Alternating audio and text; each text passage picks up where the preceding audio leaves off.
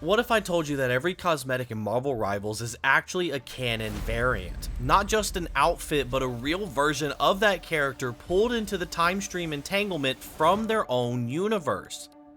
On top of the cosmetics that are native to the Rivals Multiverse, there are full collections tied to alternate worlds pulled straight from the comics and classic Marvel timelines. In this video, we're breaking down every major cosmetic group and figuring out exactly which timeline each one comes from in the world of Marvel Rivals. If you haven't seen my last two videos where we broke down the four main chronoverses of Marvel Rivals and explained every hero's home timeline, I'll give you a brief overview. These timelines are important to understand because they're the foundation for understanding Rivals-specific cosmetics and what they reveal about each character's variant. The first is the present timeline, unofficially known as Earth TRN-1444. It's the closest thing we have to a baseline universe. It mirrors classic 616 with only small differences, and it's home to many heroes you'd expect from a modern-day Marvel setting. Next is the 2099 timeline, a Rival-specific take on the comic versions of the 2099 variants. Unofficially marked as Earth TRN-1445, Rivals 2099 is a cyberpunk future ruled by Doom 2099 and dominated by mega corporations like Alchemax, Public Eye, and the Yoshida Corps. Heroes from this world are shaped by dystopia, rebellion, and decades of conflict under authoritarian control. Then we have the collapsing timeline, unofficially Earth TRN-1446, a multiversal disaster zone where smashed together universes are constantly tearing each other apart. Gods, demons, and mortals all struggle to keep their version of reality alive as cosmic warfare literally destroys the timeline around them. And finally, the Mosaic timeline, unofficially Earth TRN-1515, known as the Unstable Space-Time Chronoverse. It's a chaotic patchwork of countless merged realities held together by unstable cosmic forces. Its major theme revolves around the far reaches of space, ancient deities, cosmic empires, and universe-level threats. And now that we've established the core timelines of Marvel Rivals, let's talk about how cosmetics are considered canon and the three main categories we'll be using to break them down throughout the video. While Marvel Rivals takes place in its own established multiverse separate from the main Marvel comics or the MCU, its cosmetics are still deeply rooted in Marvel lore. The developers have confirmed that every cosmetic, even the original designs, are treated as true multiversal variants, each with its own backstory and narrative justification for its addition to the game. Cosmetics aren't just outfits, as they can represent actual versions of these other heroes pulled in from alternate timelines through the timestream entanglement. In an interview with IGN, the developers explained that Marvel oversees every step of the cosmetic creation process. Everything has to align with the character's established identity and background, connecting their comic origins or what makes that character unique. Even the brand new Rivals original designs are written with origins that fit neatly into the game's multiversal framework, following the structure designed by Marvel. So as an example, when you equip something like the 1872 Rocket cosmetic, you're not just equipping a different look. You're literally playing as that version of Rocket from Earth 51920 who's been dragged into the conflict alongside everyone else. For this video, I'm going to be breaking down the cosmetic collections into three separate categories. There are many different collections and sets in Marvel Rivals, and I find this is the easiest way to break them down and explain them. Category 1 is alternate universes or timelines. These are cosmetics that are either confirmed to come from an alternate universe or can be reasonably identified as belonging to one. Category 2 is Marvel Rivals story cosmetics. These are tied directly to in-game events, meaning they're simply different outfits worn by the same Rivals version of a character during certain seasons or story moments. For example, Iron Man's Gothic Return armor isn't a separate variant. It's the same Rivals Iron Man wearing the suit he used after joining Moon Knight's Eternal Knights in Season 1 and 1.5. This category also covers cosmetics that aren't tied to a specific event, but are still clearly part of the Rivals timeline, such as seasonal events, holidays, and anniversary content. Category 3 is unique or individual character additions. These are standalone cosmetics that don't belong to a larger collection, or introduce a completely different variant of a character. They often reference specific comic issues or storylines, We won't cover every single one in this video, but we'll highlight some of the key examples and what they might mean for future editions. Now, with all that being said, let's dive into our first category by breaking down the cosmetic collections that originate from alternate timelines. Our first cosmetic collection is the Year 1 collection. Introduced in Season 4, this collection is all about bringing the original comic debut versions of our heroes into the game. And when I say original, I literally mean their very first appearance. Except for Groot for some reason. But anyways, unlike some other collections, the Year 1 skins aren't tied to a specific parallel Earth or dimension. Instead, they come straight from the past of our main Marvel comic universe, Earth 616, such as Captain America's Golden Age outfit from his first 1941 issue, Black Widow's original look from Avengers issue 32 in 1963, and Scarlet Witch from the Uncanny X-Men issue number 4, also from 1963. I'm sure you might be wondering how certain heroes introduced in the 60s are the same heroes in our present day and age. For the sake of this video, I won't be getting into the complexities of Marvel's sliding time scale and soft reboots here, but essentially time in the comics don't line up exactly with the real world. So even though Spider-Man debuted in 1962, he's still the same character, active and relatively young in 2025. The key point is that these cosmetics let us play as the characters at the moment they first appeared in the comics. Personally, this is one of my favorite collections, and I hope we see more added to it in the future. Just imagine Black Widow from 1963 meeting Rivals 2099 Black Widow and the conversation they'd have. I'd love to see character interactions like this. Our next collection is the Immortal Dragon collection. This collection is actually fairly interesting as it is a Marvel Rivals original, and many of the heroes have their own unique descriptions tied to these cosmetics. Most of them reference Kunlun, which suggests they aren't the Rivals variants we normally play as, but rather variants from an unknown timeline centered around Kunlun, similar to how familiar heroes appear in feudal Japan style settings in Peach Momoko's universe. For example, Squirrel Girl is described as a deity who speaks the language of rodents and commands a legion of squirrels in a forest kingdom in the southern realm of Kunlun. Mantis is presented as a spiritual prodigy and martial arts master on the precipices of Kunlun, and Scarlet Witch appears as a celestial goddess high atop Kunlun's mountains, casting protective spells as a guardian against encroaching darkness. It's not explicitly stated whether these are costumes worn by our rival heroes during adventures in Kunlun, or if they've come from a completely separate timeline.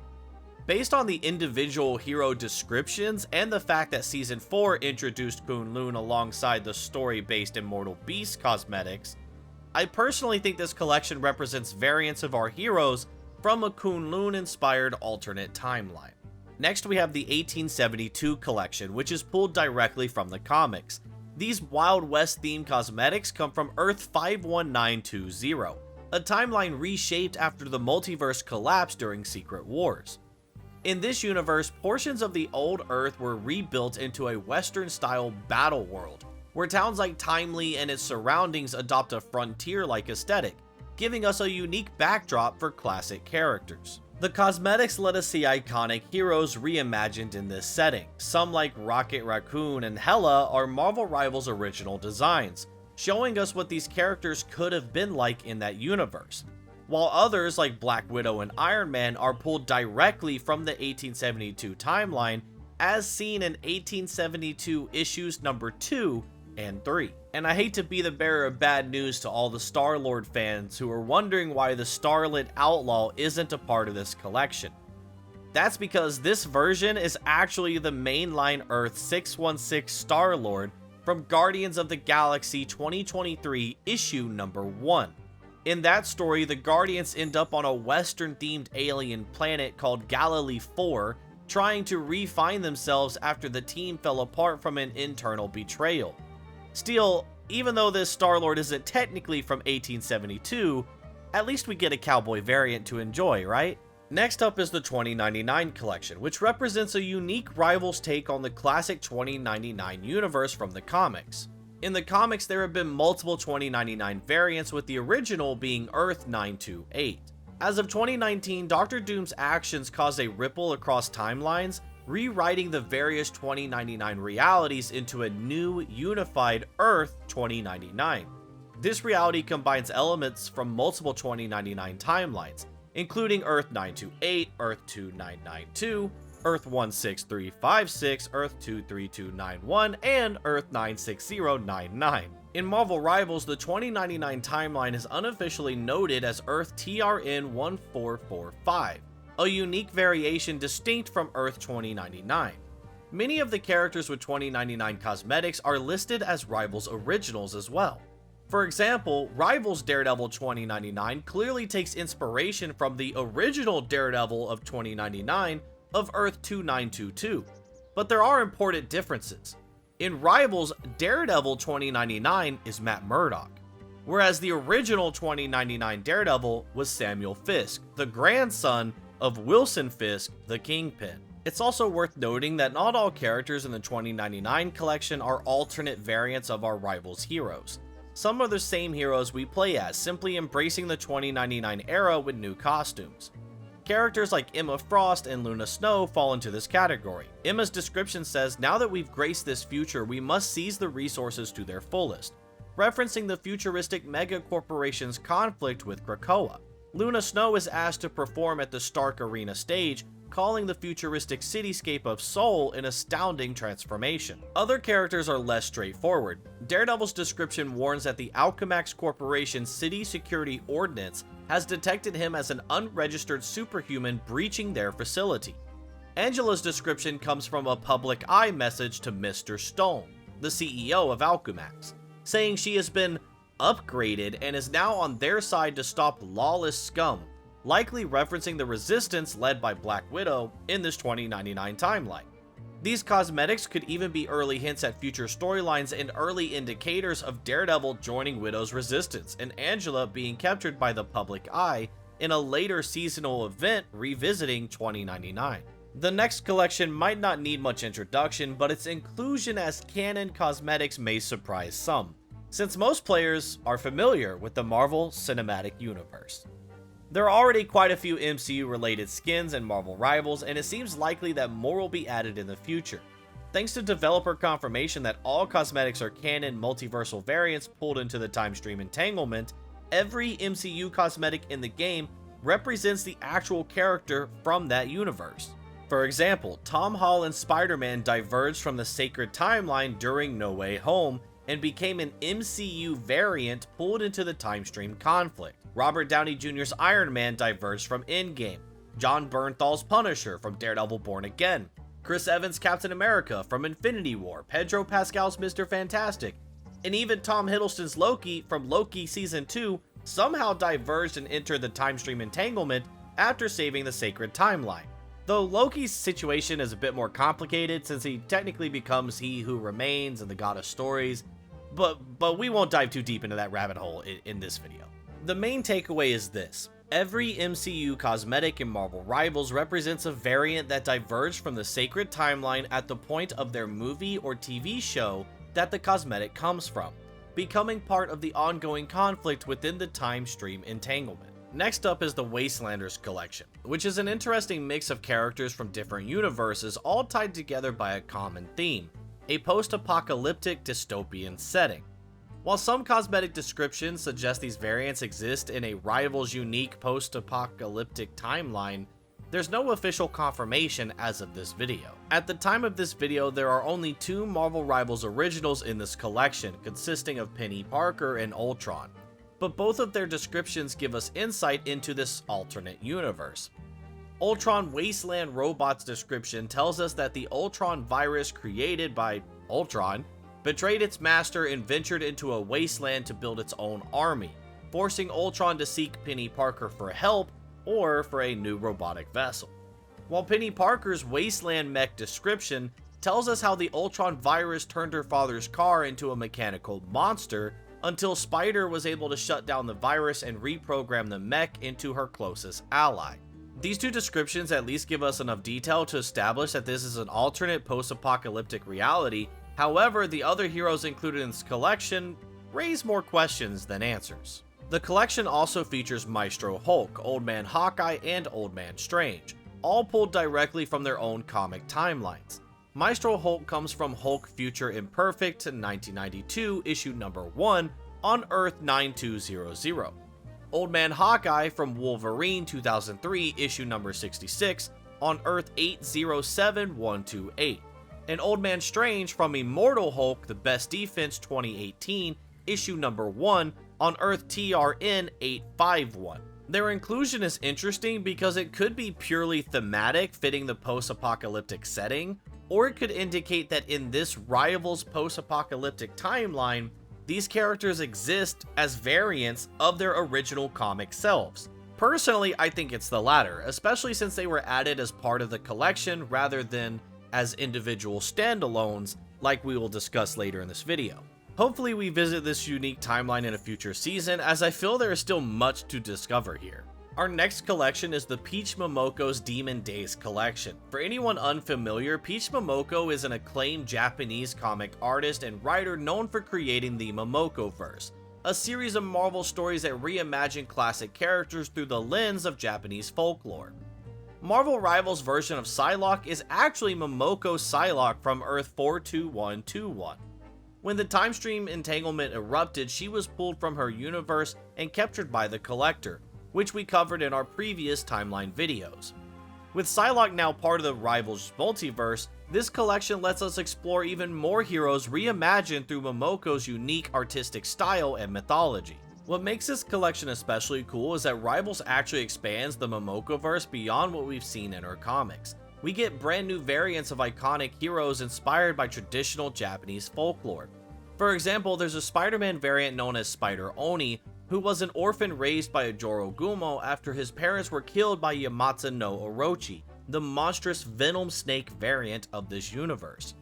Spider Oni grows into a protector who believes humans and yokai can coexist in peace and dedicated his life to patrolling the rugged terrain, protecting all of those in need. There's also a Demon Days version of the Punisher whose family was devoured by the venom snake on Kirasaki Mountain, transforming him into the Dangan Ronin, a blood-bound warrior dedicated to punishing anyone who preys on the helpless. Other characters in the collection, Loki, Hela, Penny Parker, and Luna, each get their own folkloric reinterpretations as well. With this many characters already represented, it feels like only a matter of time before Marvel Rivals expands Peach Momoko's universe even further across the roster. And honestly, I can't wait. I need to see what Peach Momoko's Daredevil is like. NetEase, please. Our next collection is the Punk Society collection, and this one honestly wasn't the easiest to pin down. Unlike some of the other timelines we've covered, the origins of this collection aren't immediately obvious, even with the context clues sprinkled around. The primary punk universe in Marvel Comics is Earth 138, a reality built around punk rock rebellion against a tyrannical corporate government ruled by President Norman Ozzy Osbourne. And yes, you heard that right. At the time of this video, we only have 5 cosmetics in this collection to analyze, but among them are 3 that give us our first big clue. Squirrel Girl, Spider-Man, and Magic all mention Hobie Brown, the Spider-Punk of Earth 138, specifically in the past tense. Such as Squirrel Girl saying, "The words of that Spider-Man Hobie echo in my mind," or Magic saying, "If even the spider cannot save this fallen world, let Punk Child start a rebellion." And Spider-Man's description flat out confirms he isn't Hobie, ending with the line, "Wish Hobie could see this." So regardless of which universe this punk society comes from, we know that Hobie Brown is either dead or missing by the time the game takes place. Though it is hard to pinpoint if these are punk variants of these 3 heroes, or are rival heroes embracing a punk society culture in the 2099 timeline of Rivals. The harder part is figuring out what timeline these punk characters actually belong to. Hulk's Punk Rage cosmetic is from Edge of Spider-Geddon 2018, issue number 1, where the Earth 138 Hulk teams up with Hobie. Meanwhile, Storm's Mohawk Rock comes from Uncanny X-Men 1981, issue number 173, in Earth 616, and was almost certainly included here just because it fits the punk aesthetic. So the question becomes, is this collection meant to be Earth 138, a branch timeline, or something unique to Rivals? If we look at other context clues outside of this cosmetic collection, such as the Web Warriors gallery card, Spider Island map, the Edge of Spider-Geddon comic line, and Spider-Man's cosmetic being specifically titled Spider-Punk 2099, I think we can establish a somewhat solid theory. We know that a Hobie Brown variant existed in the Rivals version of 2099, either as a variant or a displaced original, as we can see his signature and Spider van on the Spider Islands map, as well as Squirrel Girl and Punk Child's descriptions mentioning him directly. The Web Warriors gallery card also confirms that the rival Spider-Man is not the Punk Spider-Man of 2099. When Peter first visits 2099 alongside Spider-Zero, he sees the Web Warriors and refers to their Spider-Punk as a Spidey with a spiked mohawk and a guitar who is like a billion times cooler than he could ever be. Now technically someone could argue that this 2099 Spider-Punk was Hobie Brown and Peter took the mantle after his death/disappearance, but based on everything else we know, that doesn't really hold up. If we take the Edge of Spider-Geddon comic storyline into consideration, which takes place on Earth 138, we discover that a variant of Kang from an alternate 2099 future of Earth 138 travels back in time to basically bring Hobie Brown to the future as a marketing ploy. As this version of Kang has created a whole marketable, consumer-friendly version of Spider-Punk in 2099, who has become a massive icon to the general population. It's in this story that Kang explains he wants Hobie because Hobie is far more marketable than other heroes because he dies young, unlike the other heroes of his time. So we have in-comic confirmation that Hobie Brown is deceased by the time his universe reaches the year 2099. And considering the Spider-Punk in Marvel Rivals is called Spider-Punk 2099, it's possible that this Spider-Punk is a Peter Parker of his own 2099 universe who has embraced the legacy of the legendary Hobie Brown to become the hero everyone idolizes. The only question that remains is if he was recruited by Spider-Zero from his own 2099 timeline, or if the Rivals 2099 timeline is his home universe alongside Spider-Zero and Penny Parker, which is something we just don't have the answer to. But we also know that Hobie Brown did exist in the Marvel Rivals Multiverse as mentioned earlier, though we don't know his story. We don't know if he is a Rivals 2099 unique variant, or if he was recruited by Spider-Zero from Earth 138, or how he even vanished or died. There are many questions that we just cannot answer, even with the context clues we can find. So what does this all mean for the original timeline of the Punk Society? Well, I believe there are two possibilities. One possibility is that the Punk Society belongs to the timeline of Spider-Punk 2099, the 2099 future of Earth 138. Or that the Punk Society heroes originate and/or were displaced within the Rivals 2099 universe. I personally believe it to be the latter. I believe that Spider-Punk 2099 originates from the Rivals 2099 timeline, who was inspired by Hobie Brown possibly after meeting him on the Spider Islands, embracing his persona after his death or disappearance. Whereas the other heroes of the collection are a mixture of the Rivals variants embracing Punk Society culture such as Squirrel Girl, while others are supposed to be actual Punk variants such as Hulk, Punk Child, and Storm. But let me know what you think in the comments down below. Our next collection is one of the newest additions to the game, the Collector's Collection. This set dropped in October and introduced 3 monstrous horror-themed cosmetics, which is honestly a perfect and really clever way of bringing Halloween content into Marvel Rivals. What's especially cool about this collection is how perfectly it lines up with established lore. Thanks to Mantis and Gambit storylines, we know that after the events of the timestream entanglement, the Elders of the Universe have merged their realms into a singular domain. And within this new merged realm, the Collector has begun doing exactly what he does best, acquiring variants of heroes from countless displaced timelines and adding them to his ever-growing collection.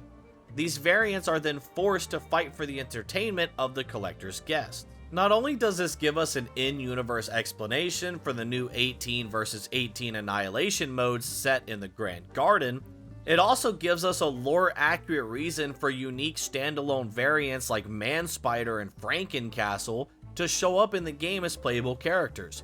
These aren't just fun cosmetics, they're actual variants who may have escaped the collector's cages and joined the larger fight against the timestream entanglement.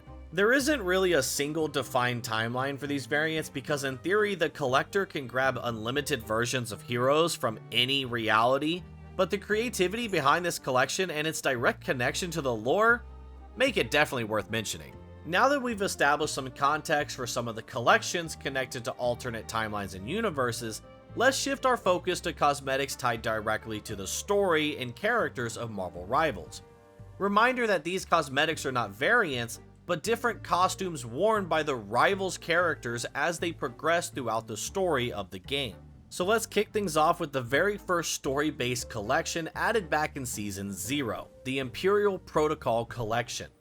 Now lore-wise, the Imperial Protocol set doesn't come with a huge info dump, but the pieces we do have tell us enough, especially when you connect it with what we know about heroes like Hawkeye, Captain America, Mantis, and Black Panther, who, as of right now, are the only characters who have Imperial Protocol cosmetics. Each of these cosmetics are basically vibranium enforced armor that was issued by the Galactic Empire of Wakanda sometime during Season 0. And this actually lines up with the story pieces we already know. Captain America took refuge in the Galactic Empire of Wakanda after waking up in 2099 and even worked under T'Challa, where he helped recruit heroes like Hawkeye from the present timeline to prepare for the massive conflict that would eventually erupt in Season 3. And Mantis, after escaping the Collector's Museum, specifically set a course straight for the Galactic Empire of Wakanda. Putting all that together, it becomes pretty clear that these characters were equipped with these advanced galactic vibranium suits as part of their time with the Galactic Empire of Wakanda, likely gearing up for the battles and events that were unfolding across Season 0 and beyond. Our next collection is the Gothic Return collection from Season 1 and 1.5, which centers on the heroes caught up in the Eternal Night storyline in present timeline New York City. When Dracula and Doctor Doom launched their plan to plunge the city into endless darkness, vampires began swarming the streets. Heroes from across New York were dragged into the fight, scrambling for any hope of salvation. While Mr. Fantastic and Doctor Strange searched for a cure that could both reverse vampirism and eliminate the threat, Moon Knight and Iron Man felt that mercy wasn't an option. Their answer was the Montesi formula, a spell capable of wiping out all vampires entirely. As tensions rose and philosophies clashed, Moon Knight and Iron Man broke away, forming their own faction, the Eternity Knights, a coalition of heroes who believed their harsher method was the only true solution. Most of the Gothic Return cosmetics belong to the heroes who sided with the Eternity Knights: Moon Knight, Iron Man, Wolverine, Winter Soldier, Psylocke, and Adam Warlock. And though they didn't join the Eternity Knights, Invisible Woman and Human Torch still rejected Mr. Fantastic and Strange's approach, donning their own Gothic-era inspired armor as they left to fight the vampires in their own way. The final member of this collection is the Galactic Empire of Wakanda's Black Panther, who, after crossing into the present timeline to help his allies, was unfortunately ambushed and turned into a vampire by Dracula himself. The New York vampire crisis may have been resolved for now, but honestly, I hope this collection returns in a future season. The Gothic vampire theme is incredible, and I would love to see even more heroes get pulled into that aesthetic.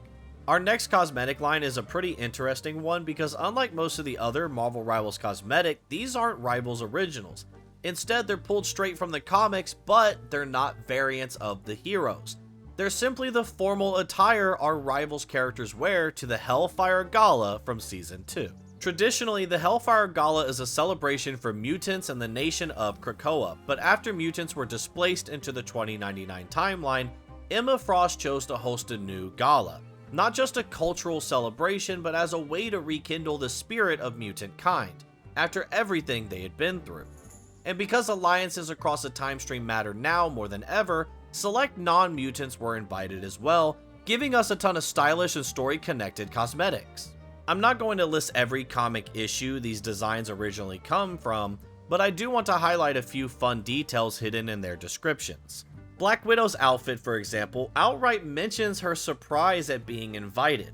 Her description even jokes about needing to pull out that one dress, directly referencing her original Hellfire Gala appearance from the comics. T'Challa, on the other hand, wasn't exactly comfortable with the more revealing comic version of his Gala outfit. In the Rivals lore, he actually asked Shuri to upgrade it, giving us the more armored, combat-ready version we see in-game. But the most interesting additions to the Gala lineup are definitely Wolverine and Hulk. Even though these are the Rivals versions of the characters, their Hellfire Gala attires introduce two iconic alter egos, Patch for Wolverine and Joe Fixit for Hulk. We already know Joe Fixit is one of Banner's alternate personalities, as it's one of the many parts of his dissociative identity disorder.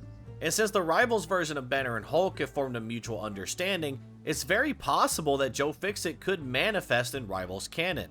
In fact, even though the cosmetic description, "You wouldn't want me to summon Mr. Fixit, would ya?" is a nod to the comic specifically, it could possibly reinforce the idea as well.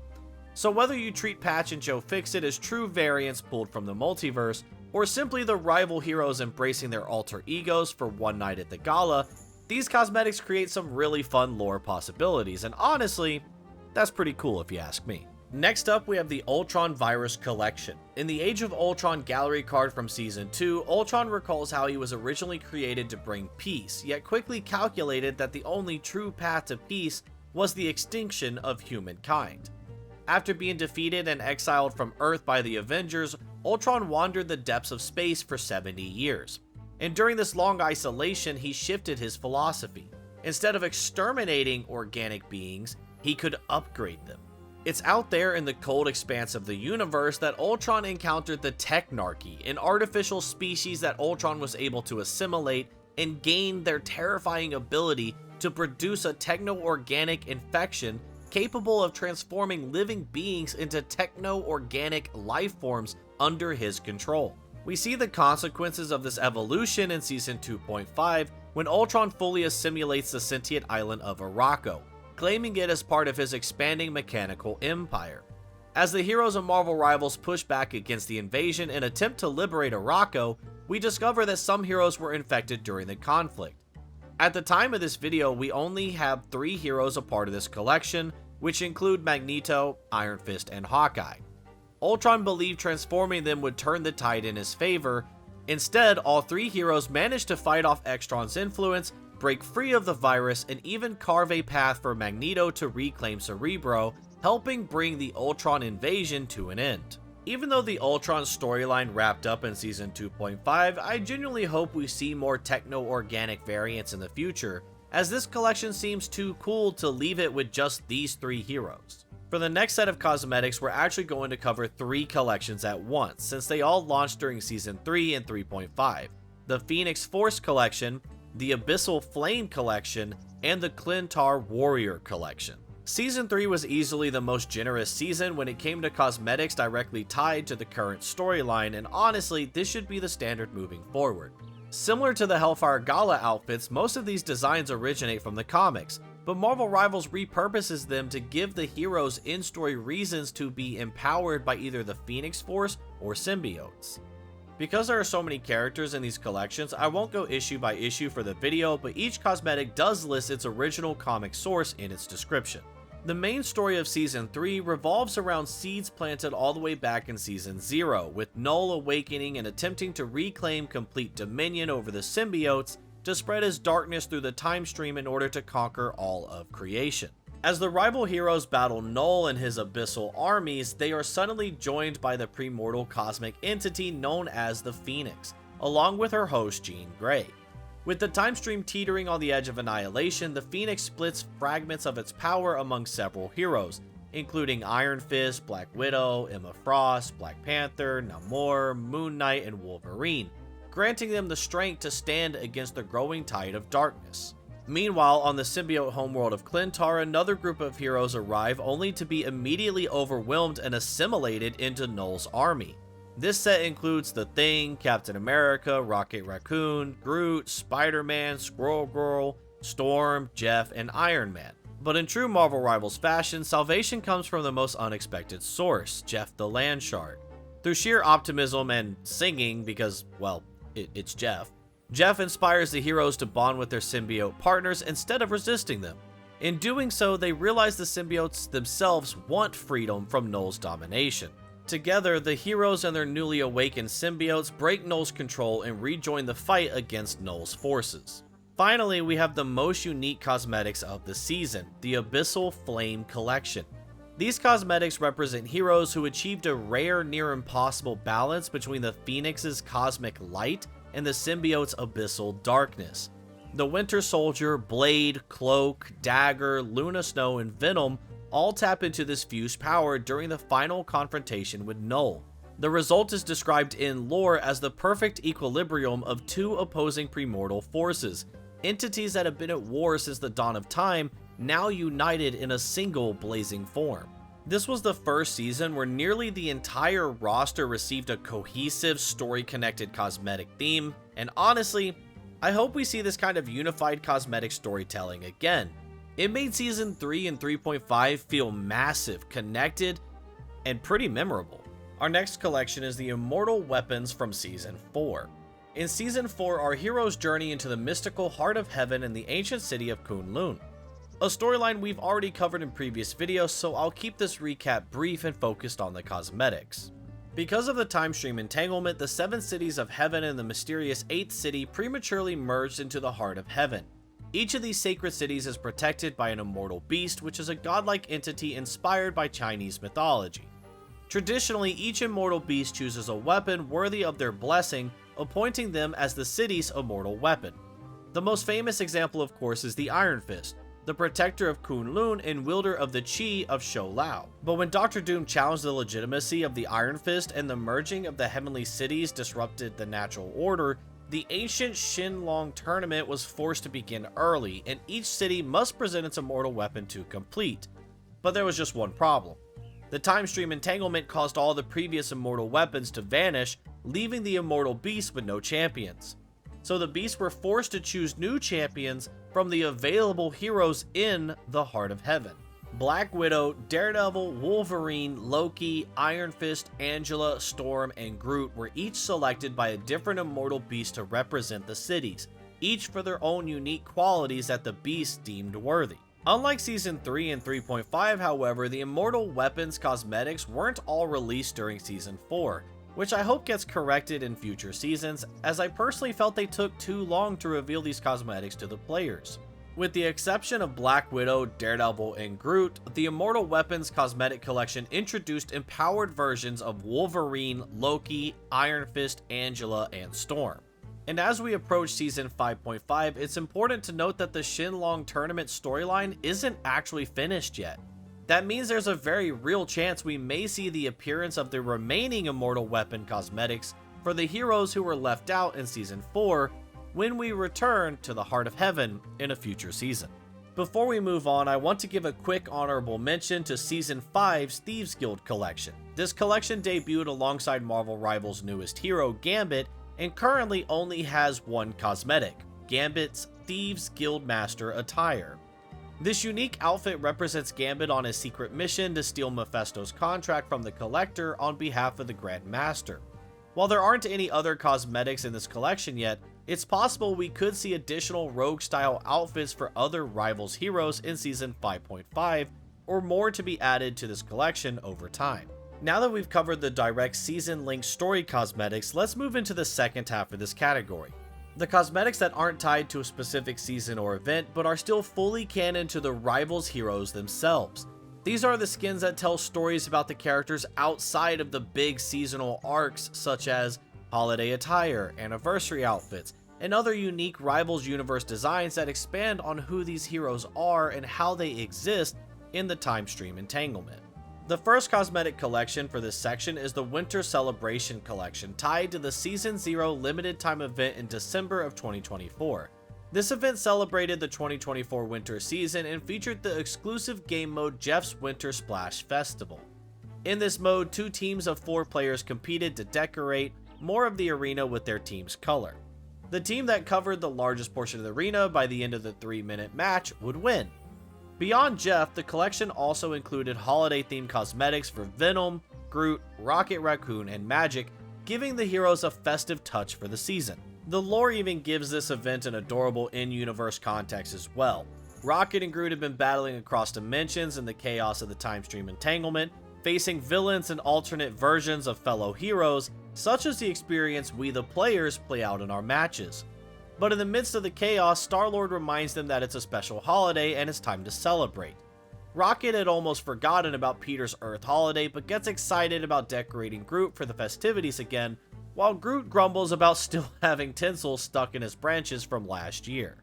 However, during their playful decorating, Groot falls apart into splinters, leaving Rocket momentarily panicked. He immediately goes on the defensive, firing blasts at Jeff the Landshark, who he believed just attacked his friend Groot. Jeff manages to dodge the blaster fire and brings one of Groot's splinters to Rocket, like a lost dog wanting to play fetch, and it quickly becomes clear that Jeff is eager to help.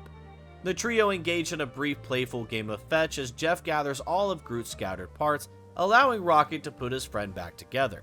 Through this playful interaction, the lore emphasizes that even in the middle of interdimensional battles, the heroes can still find moments of joy and friendship and holiday cheer. So here's to hoping the winter celebration returns next season with more lore and holiday-themed cosmetics for even more heroes. Next up is the Clashing Lions Collection, introduced in January 2025 as part of Marvel Rivals Spring Festival celebration. This collection coincided with one of the game's first new temporary modes, a fast-paced football-style competition where 2 teams of 3 players compete to score goals. Matches typically last 4 minutes, with the first team to 10 points, or the team with the most points at the end winning the round. The in-game lore gives this event a more heartfelt context. Lin Liet, the immortal Iron Fist, finds himself far from home due to the timestream entanglement. Though embraced by his newfound allies, he still feels like an outsider, missing the Spring Festival back in China. Star-Lord, who has experienced this as well, having missed many Earth holidays from his time in space, decides to throw a version of the festival in his honor. Guided by Star-Lord, Lin Liet is led to a special workshop in the Wakandan Royal Palace, where Princess Shuri has prepared a celebration blending his traditions with Wakandan culture. Black Widow and the other allies help ensure that the festival feels authentic, complete with a holographic arena designed for sport and elaborate costumes incorporating cultural elements. And for that moment, Lin Liet can set aside the weight of cosmic battles and his duties to Kunlun, and instead, he experiences the joy of the season and the camaraderie of his friends celebrating the spirit of the Spring Festival together. Next, we're looking at 2 collections that really capture the heroes taking a break from the chaos, the Swimsuit Special and the Krakoa Resort Collections. Both of these tie into the events of Season 2 and 2.5. The Krakoa Resort Collection features the Thing, Squirrel Girl, Rocket Raccoon, and Jeff the Landshark, showing what these heroes were up to during the Hellfire Gala of Season 2. Whether they were invited or not, they decided to spend their time relaxing on the beaches of Krakoa rather than attend the formal festivities of the gala. This is confirmed in the cosmetic descriptions and expanded in the Marvel Rivals Ignite comics, which show the beachgoers' reaction when Ultron interrupts the gala. Meanwhile, the Swimsuit Special Collection pulls from some of the iconic outfits from the official Marvel Rivals swimsuit specials, while providing in-game context for why our heroes are trading armor for beachwear. The lore is made especially clear in Thor and Human Torch's cosmetic descriptions. For example, Thor says, "At last, our epic battle against Ultron has come to its end, and we have emerged victorious. Now, my friends, follow me to the shore and let the revelry begin." And after Thor decided to enjoy a well-earned vacation, he was joined by Punisher, Invisible Woman, Human Torch, Luna Snow, Loki, Mantis, and Psylocke, all taking some downtime to celebrate their victory.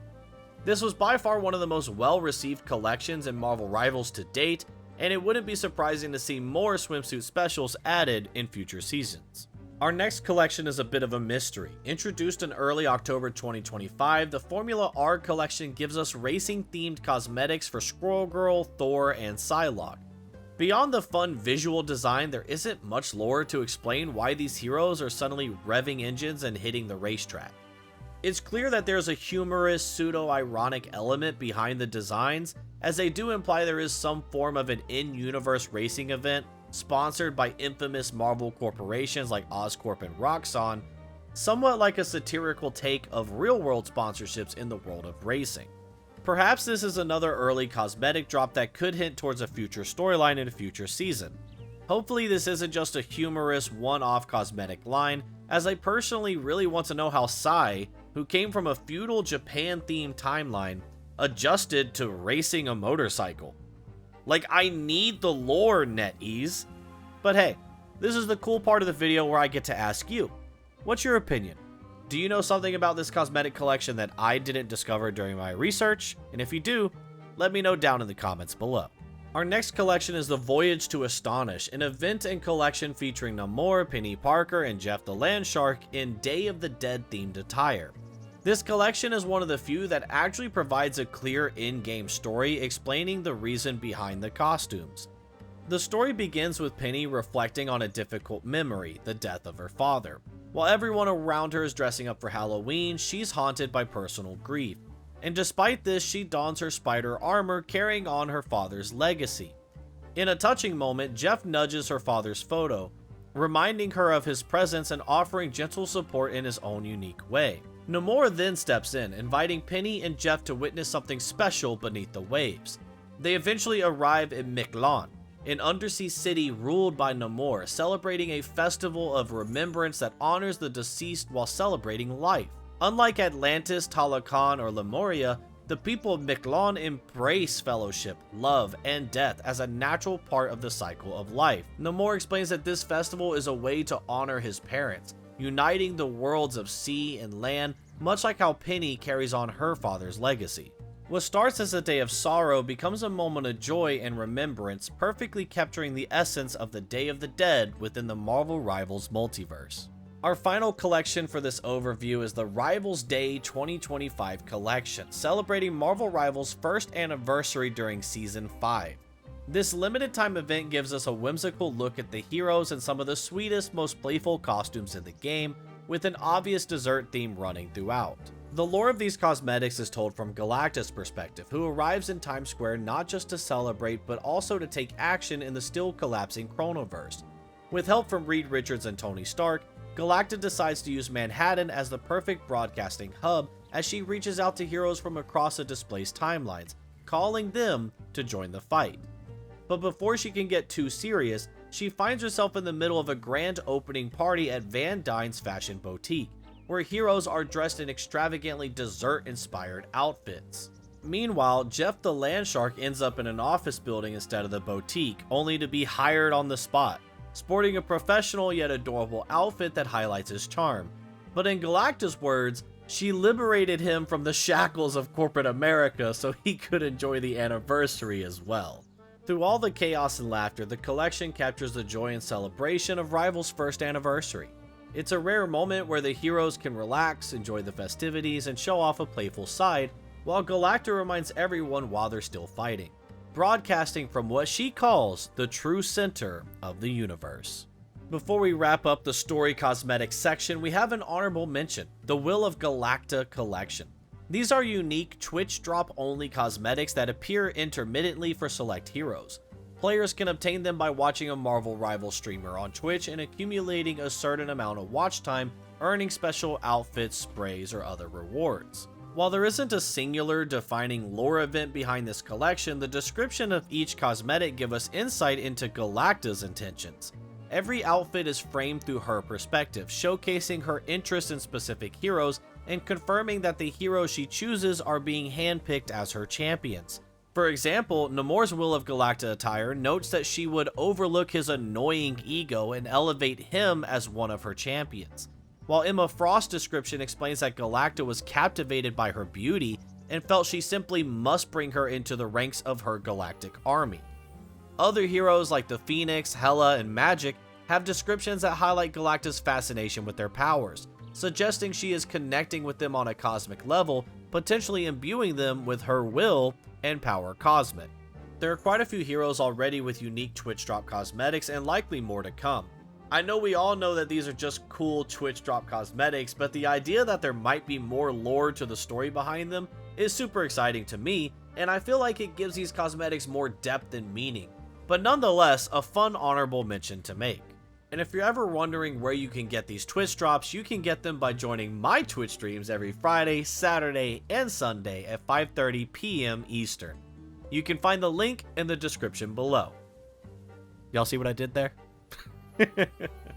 With all the collections and seasonal events covered, we now turn to our final category of cosmetics, the individual standalone and unique characters. To be completely honest with you, this last section could be an entire video in itself, as there are many unique standalone characters that have been added to the game as cosmetics, but I'm gonna keep this short. These cosmetics are true multiversal variants, each originating from their own timeline, and almost every hero on the playable roster has at least one of these unique versions. Some of these standalones are direct pulls from the Earth 616 timeline, such as Hawkeye's Ronin and Freefall, Star-Lord's Starlit Outlaw, Loki's President Loki and All Butcher Loki, Doctor Strange as the God of Magic and Sorcerer Supreme of the Galaxy, the immortal weapon of Agamotto, essentially a Danny Rand variant of Iron Fist, Black Panther's Mosey, Invisible Woman's Malice, Adam Warlock's Magus, and more. While these are unique cosmetics, they also function as multiversal variants in gameplay. Other standalones come from entirely separate timelines, like Reed Richards as the Maker from Earth 1610, or the Negative Zone Gladiator from Earth 98. Even characters that previously appeared in collections or as rival heroes can still be considered their own standalone variants, such as Maestro Hulk from Earth 9200, Old Man Hawkeye from Earth 807128, Old Man Strange from Earth TRN 851, Captain Klyntar from Earth TRN 648, Punk Hulk from Earth 138, Scarlet Witch's Queen of the Dead and Blade's Moon Knight from Earth 89521, or Earth TRN 1700, the Rivals variant zombie universe, Captain Aim Erica from Earth 18157, and many more. You get the picture that I'm trying to paint.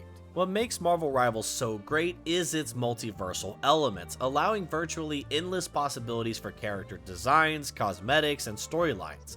While there are many individual standalones not covered here due to time constraints, this section highlights just a few to show just how expansive the Rivals multiverse is. So with all that being said, there you have it. Every cosmetic collection in Marvel Rivals origins and timelines explained. This video took a lot of digging, cross-checking, reading gallery cards, and piecing together time streams across the multiverse, so if you made it this far, thank you for watching. If you enjoyed this breakdown and learned something new about your favorite Rivals cosmetics, make sure to hit that like button and subscribe if you want to see more content like this in the future. It genuinely helps out the channel as we try to hit our 5K goal by the end of the year, and it lets me know you want to see more deep dive content like this. And of course, let me know down in the comments below which collection or standalone variant surprised you the most, or which cosmetics are your favorite or that you want to see return.